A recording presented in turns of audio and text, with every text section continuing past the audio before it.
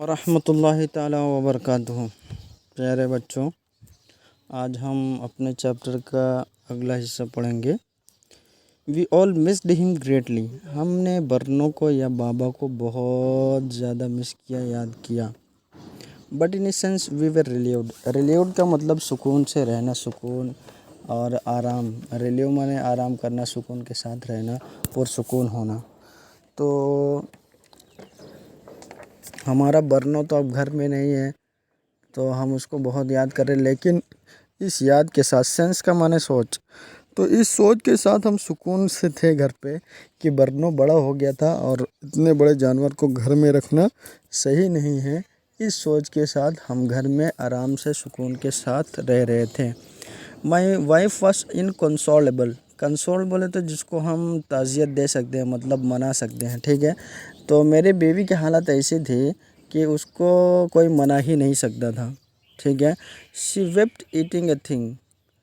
She wept and fretted. She wept, मेरी बीवी रोती है, एंड फ्रेटेड, और बहुत रंजीदा और बहुत गम में रहती है। फ्रेट माने गम में रहना। For the first few days, शुरू के चंद दिनों के लिए, she would not eat a thing. जब मतलब बर्नों को हम भेज दिए थे, ज़ू में भेज दिए थे, तो भेजने के बाद चंद दिनों तक मेरी बीवी कुछ भी खाना नहीं खा पाई।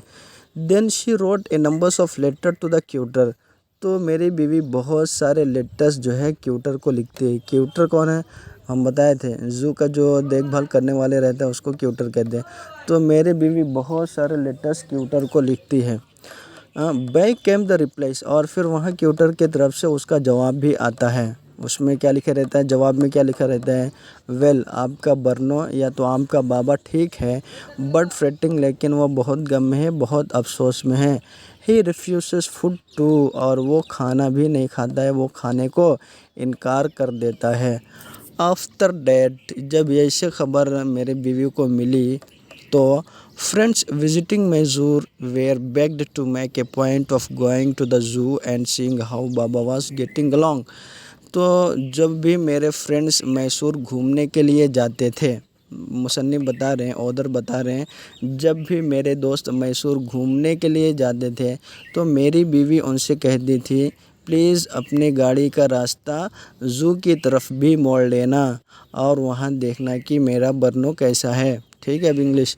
फ्रेंड विजिटिंग मैसूर, मेरे जो भी दोस्त मैसूर जाते थे विजिटिंग के लिए, वेयर बेग्ड, उनसे गुजारिश की जाती थी, उनसे दरख्वास्त की जाती थी, टू मेक के पॉइंट ऑफ गोइंग, अपने रास्ते को मोड़ लें, टू द ज़ू की तरफ अपने रास्ते को मोड़ लें, and seeing how Baba was getting along, और फिर वहाँ रहते हुए हमारा बाबा कैसा था वो सारी चीज़ों को देख लें। मतलब जब भी मेरा कोई दोस्त मैसूर ज़ू को विज़िट के लिए जाता था तो मेरी बीवी उनसे बोलती थी, देखिए आप मैसूर जा रहे हैं तो मैसूर ज़ू जाइएगा और फिर वहाँ मेरे बाबा को देखिएगा या तो मेरे बर्नों को देखिएगा, बर्नों कैसे हैं, और आने के बाद मुझको बताइएगा, ठीक है।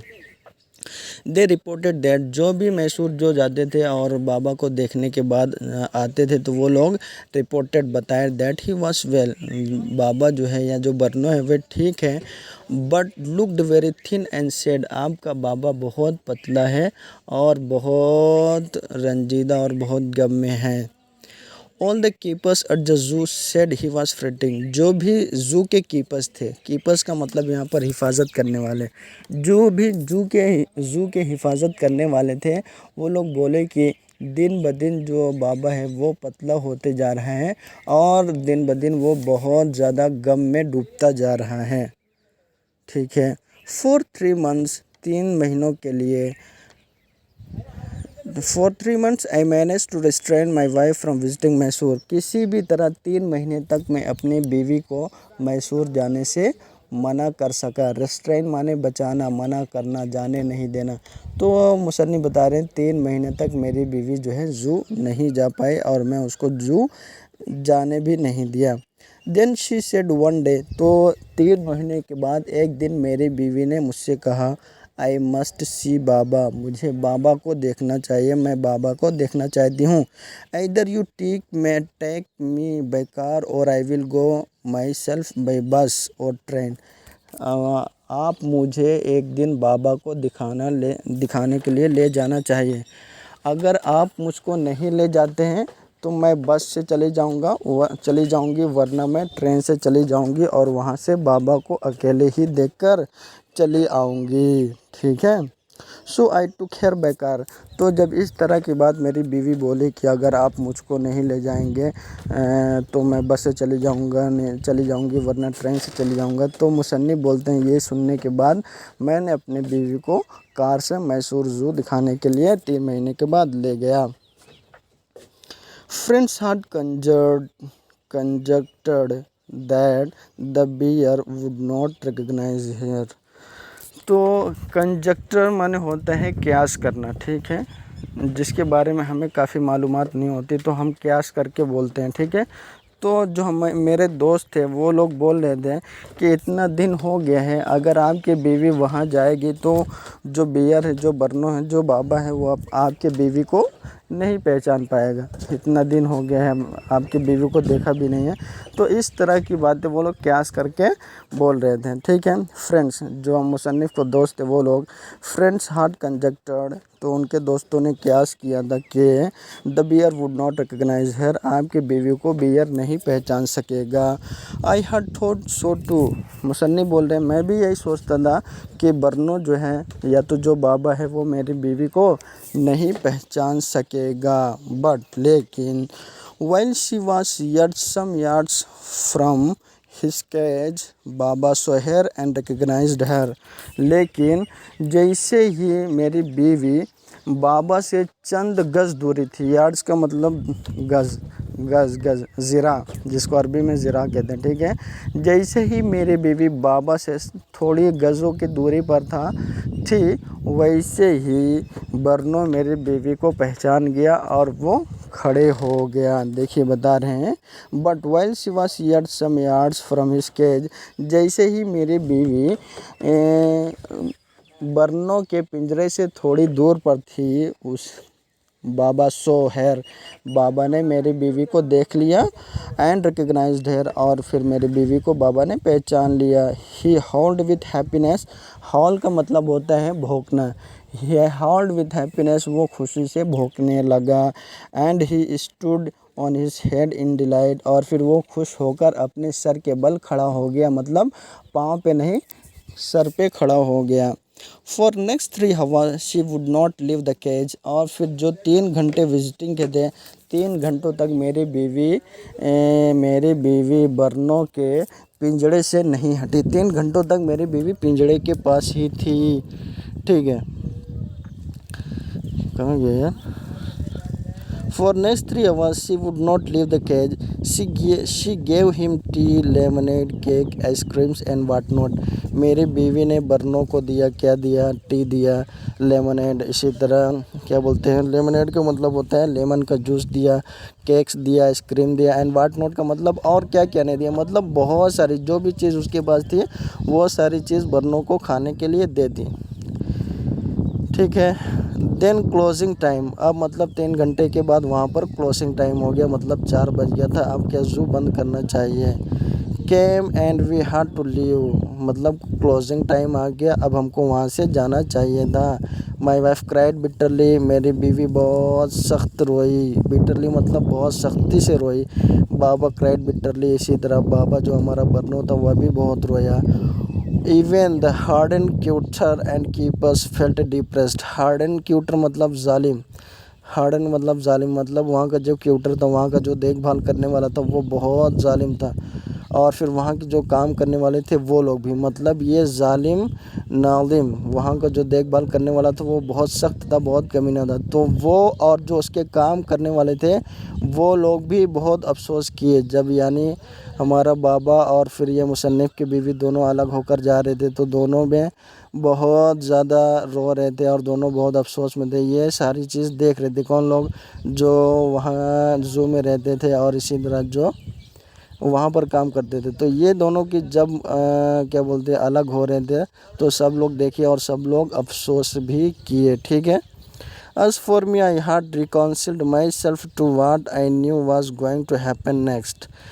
I had reconciled myself, मैंने अपने दिल से सुलह किया था, ये सुलह किया था कि मैं जो है अपने ये बरनों को दोबारा घर नहीं लेके जाऊंगा, ठीक है। लेकिन फिर क्या हुआ, नेक्स्ट वही हुआ कि बर्नो को दोबारा घर ले जाना पड़ता है, ठीक है। And for me I had reconciled to I reconciled myself to what I knew was going to happen. मतलब मुझको यकीन था, जो मैं नहीं चाहता हूँ वही होने वाला है नेक्स्ट। मतलब मुझको यकीन था कि यही होगा, और मैं ये नहीं चाहता था कि ये हो जाए। मतलब मैं जानता था कि मेरी बीवी बाबा को अभी घर पे ले जाने के लिए बोलेगी, लेकिन मैं नहीं चाहता था कि बर्नो को घर पे ले जाऊं। लेकिन बात यही हुई कि मेरी बीवी मुझको घर पे ले जाने के लिए बोलती है, ठीक है। ओ सर, अभी वहाँ से निकलने के बाद, कहाँ से, कैज यानी जो उसका पिंजरा है वहाँ से निकलने के बाद, oh sir please, oh please sir, she ask the क्यूटर may I have my baba back.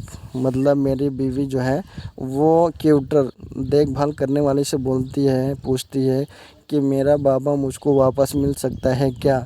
हेसिटेंटली, मतलब डरते हुए, हिचकिचाते हुए ही आंसर्ड, क्यूटर ने जवाब दिया, madam he belongs to the zoo. अभी ये ज़ू की मिल्कियत है, ठीक है। ये जो बाबा है वो ज़ू की मिल्कियत है, और ज़ू गवर्नमेंट की प्रॉपर्टी है, और गवर्नमेंट की प्रॉपर्टी को मैं आपको नहीं दे सकता हूँ। जो भी चीज़ गवर्नमेंट की प्रॉपर्टी है, जो भी चीज़ गवर्नमेंट की जायदाद है, वह मैं आपको नहीं दे सकता हूँ। He belongs to the zoo and is government property now. अभी ये ज़ू की मिल्कियत है, और ये जो ज़ू है वो गवर्नमेंट की प्रॉपर्टी है।